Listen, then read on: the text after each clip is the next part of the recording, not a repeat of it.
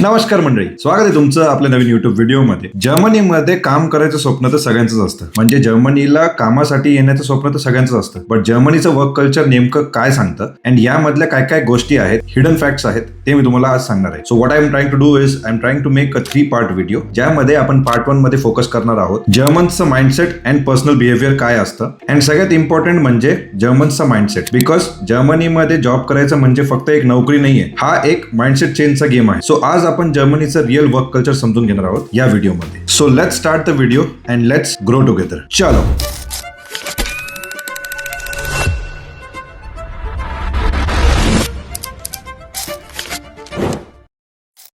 जर्मनीमध्ये time is very valuable. म्हणजे असं बोललं तरी चुकीचं नाही होणार की जर्मनीमध्ये time is God, time is money. जसं आपण इंडियामध्ये ऐकलंय तसं इथे जर्मनीमध्ये असं बोललं जातं की time is God. So if you don't value time then you will fall in bad books of Germans, because punctuality is non negotiable here. सोप्या भाषेत सांगायचं झालं तर जर्मनीमध्ये जर तुम्ही 5 मिनिट लेट आले then you are very late, and जर्मनीमध्ये जर तुम्ही 1 मिनिट लेट आले still you are very late. So point is if you have an appointment at 6 o'clock then try to make sure that you are there at 5:59 and not after 6. So ऑफिसमध्ये काय होतं की जेव्हा आपल्या meetings असतात, work deadlines असतात, प्रोजेक्टच्या जे काही टाइमलाईन्स असतात, ह्या सगळ्या गोष्टी इथे वेळेवर होतात. म्हणजे जर तुम्हाला मी एक्झाम्पल द्यायचं झालं, जर एखादी टीम्स मीटिंग शेड्यूल असेल 10 वाजता then everybody come in to the meeting at 9:59. असं कधीच होत नाही की 10 मिनिटच्या नंतर कोणी मीटिंग जॉईन केली. आणि जसं आपल्याकडे एक्सक्युजेस दिले जातात, ट्रॅफिकमध्ये फसलो होतो, मला मीटिंग जॉईन करायला प्रॉब्लेम येत होता, इंटरनेट कनेक्शन माझं वीक होतं, माझं लॅपटॉप रिस्टार्ट झालं, तर हे सगळे रिझन्स इथे बिलकुल चालले जात नाही. जर तुम्ही लेट आहात it is better to just inform them well in time की मला थोडंसं लेट होणार आहे. If you are travelling for this meeting,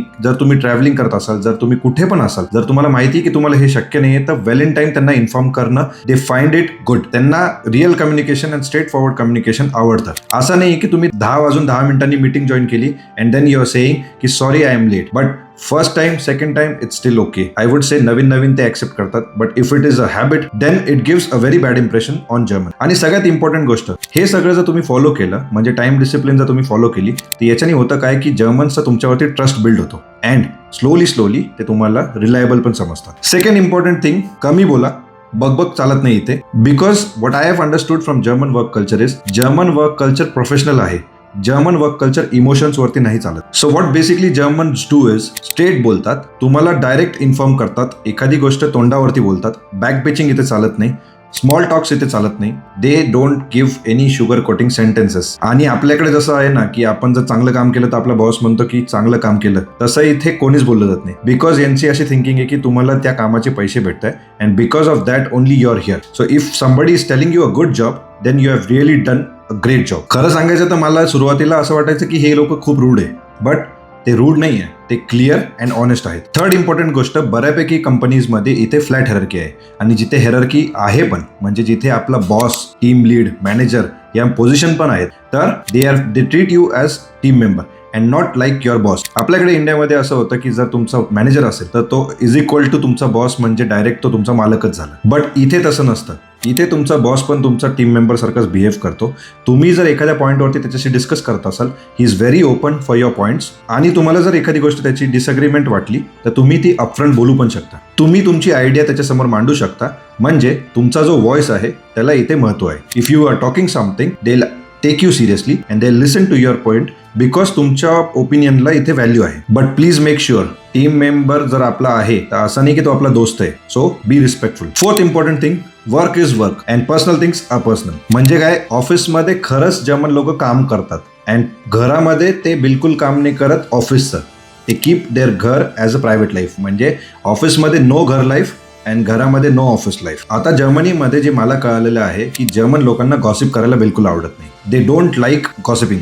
त्याच्यानंतर जे सगळ्यात अवघड आहे ते म्हणजे कोणीच इथे पर्सनल क्वेश्चन्स विचारत नाही की तुझं लग्न झालंय का, तुला किती मुलं आहे, तू कुठला आहे आणि वगैरे वगैरे.